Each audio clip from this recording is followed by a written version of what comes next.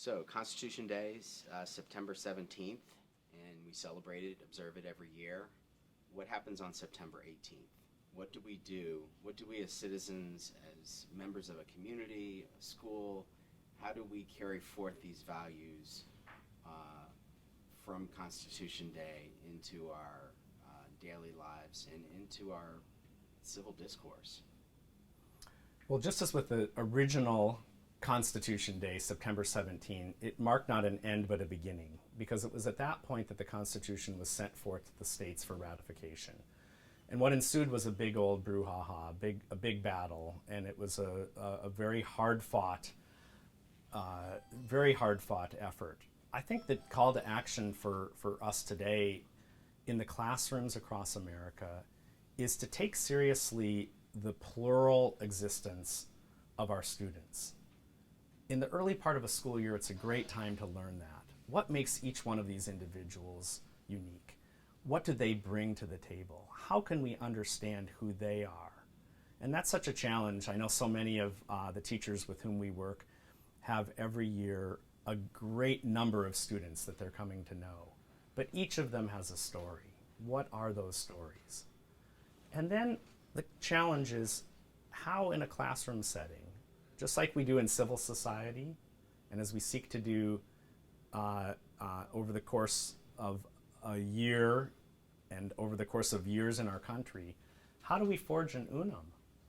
It's done through the hard work of dialogue, of Socratic engagement, of drawing out from students what animates them, what are their passions, how to channel those passions, how to see those ambitions made real. Pick some problems. What are some problems in your local community that seem intractable?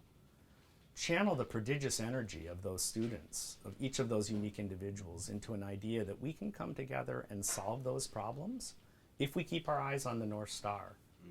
The North Star is promised in the Declaration of Independence is that all human beings are created equal and that we all enjoy the rights of life, liberty, and the pursuit of happiness.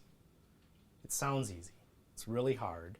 But over the course of a school year, a lot can be accomplished, I think, when you keep going back to that touchstone, keep going back to that idea of the unum, and figure out at the end of the year, how'd you do? What are those things that are still unresolved? Because there's going to be a lot of them. You know, that the interesting thing about our constitutional position today as a country of 325 million people is that none of these issues is ever going to be tied up in a neat bow and said, boy, good, we're done with that one, right? We solved that one. It's off our plates now.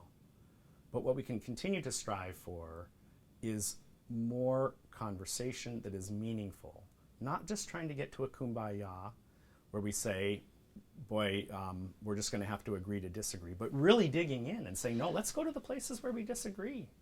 Let's talk about the issue of immigration today. Let's put aside the rancorous rhetoric because that has no place in the classroom. Those weaponization of words, really bad.